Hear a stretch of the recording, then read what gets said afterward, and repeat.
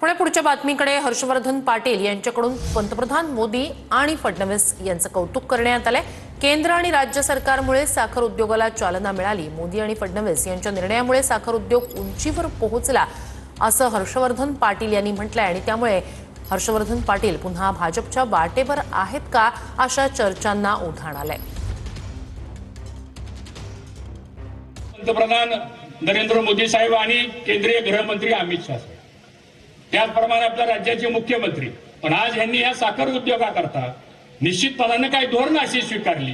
मग ते इथेनॉलचं धोरण असेल, इन्कम टॅक्स माफीचं धोरण असेल, एक्सपोर्टची पॉलिसी असेल किंवा इन्शुरन्स स्कीम आणून 2-2 लाख कोटी रुपयाची कर्ज उभारणी 6% व्याजानं देण्याच्या संदर्भातलं काम असेल। आणि बघता बघता आज हा साखर उद्योग हा आता बायो सीएनजीच्या माध्यमातून पुढे येणार आहे, ग्रीन हायड्रोजनच्या माध्यमातून हा उद्योग पुढे येणार आहे आणि येणाऱ्या भविष्य काळामध्ये जगाला इथेनॉल पुरवठा करण्याचं काम, जगाला साखर पुरवठा करण्याचं काम आज आपल्या देशामधून मित्रांनो